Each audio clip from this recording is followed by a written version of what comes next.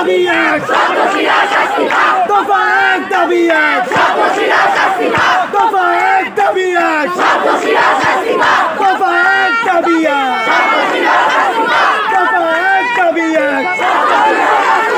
আমার গোলাম তোমার গোলা তোমার স্বর, পাড়ার পাড়ার একই স্বর, গদি বাঙালের একই স্বর।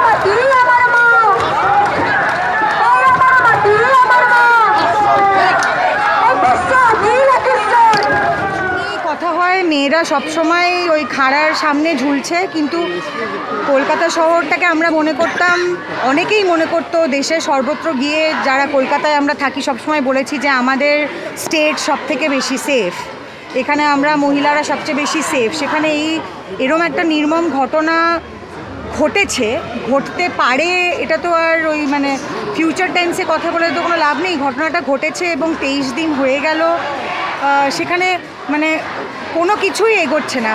ওই একজন অ্যারেস্ট হয়েছে, যেটা আমার মনে হয় না আমরা নাগরিক হিসেবে কেউ এটা মানতে রাজি যে এই পুরো মানে নৃশংস কর্মকাণ্ডটা একজন মানুষের পক্ষে করা সম্ভব। কারণ যদি সেটা এতটাই সহজ হতো যে সব প্রমাণ আমাদের কাছে আছে, আমরা ধরে ফেলেছি তাকে, তাহলে তার বাবা মাকে সুইসাইড বলে মিথ্যে কথাটা কেন বলা হলো?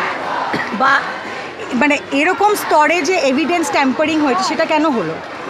জনসাধারণ তো বোকা নয়। যদি আমরা আমাদের বুদ্ধি বিবেচনা দিয়ে ঠিক মানুষের জন্য ভোট দিতে পারি, তখন যদি আমাদের বুদ্ধি থাকে, তাহলে এখন আমরা হঠাৎ বোকা হয়ে যাব কেন? আমাদের সকলের দাবি একটাই যে অ্যারেস্ট কেন হচ্ছে না, প্রশ্ন অনেক, যে অ্যারেস্ট কেন হচ্ছে না, আমরা কেন এত অন্ধকারের মধ্যে আছি, আমরা তো কোনো কিছু জানতে পারছি না যে সিবিআই তদন্ত কতটা এগিয়েছে। এবং দাবি একটাই যে আমাদের মানে ঠিক লোক যারা মানে ঠিক যে আমাদের পারপেট্রেটর, তারা সামনে আসুক এবং তাদের বিচার হোক। মানে সরকারের একটা দায়বদ্ধতা আছে, মেয়েটির বাবা মার প্রতি তো সরকারের একটা দায়বদ্ধতা আছে। আর আমরা সরকারকে ওই ক্ষমতায় রেখেছি কারণ আমরা মনে করি যে সরকার আমাদের অভিভাবক। তো যদি আমরা পুলিশের কাছে গিয়েও সুরাহা না পাই, আমরা যদি সরকারের কাছ থেকেও কোনো সাহায্য না পাই, তাহলে আমরা যাবোটা কোথায়? আর আমাদের রাজ্যের যিনি মাথা, মাননীয় মুখ্যমন্ত্রী, উনি তো নিজে একজন মহিলা। মানে আমার তো ভাবলেই শরীর খারাপ লাগে যে কতটা নৃশংসতার মধ্যে দিয়ে, কতটা যন্ত্রণার মধ্যে দিয়ে মেয়েটিকে মারা যেতে হয়েছে। এটা তো একটা মেয়ে হয়ে ভেবেই শরীর খারাপ লাগে। সেখানে আমি চাইবো যে আমাদের মাননীয় মুখ্যমন্ত্রী সত্যি কিছু একটা বিহিত করে আমাদের দেখাক, যাতে ওনার প্রতি আমাদের ভরসাটা থাকে। কারণ এখন তো ভরসাটা টলমলো হয়ে যাওয়ার জোগাড় হয়েছে।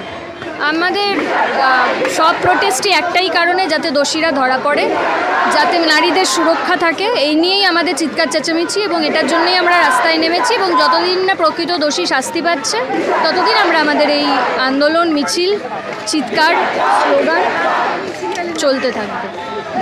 আসলে প্রত্যেক দিন সংবাদ মাধ্যমে যে খবরগুলো পড়ছি আমরা, তাতে আমাদের রাগ আরও বাড়ছে। খুন, ধর্ষণ, তার বিচার, দ্রুত বিচার একটা পার্ট, কিন্তু তার সঙ্গে যা যা জানতে পাচ্ছি তাতে করে বোঝা যাচ্ছে এটা একজনের কাজ নয়, আরও অনেক মাথায়ের মধ্যে আছে। তাই কোনো একজনকে ফাঁসিতে লটকে বাকিদের আড়াল করার বিচার আমরা চাই না। আমরা দ্রুত বিচার নিশ্চয়ই চাই, কিন্তু বিচারের নামে প্রহসন চাই না। এই ঘটনার সঙ্গে যারা ইনভলভ আছে, যারা আছে, এটা কভার আপ করতে যারা চেষ্টা করেছেন, তাদের সবার দৃষ্টান্তমূলক শাস্তি চাই আমরা, নাহলে এই মিছিল চলতেই থাকবে। রেগুলার এইভাবে প্রতিবাদ করতে হবে, যাতে সত্যিকারের মানে পরিকাঠামোর একটা জাস্টিস আছে। অবশ্যই তিলোত্তমার জাস্টিস অবশ্যই দরকার, কিন্তু তার সঙ্গে পুরো পরিকাঠামোর একটা জাস্টিস যাতে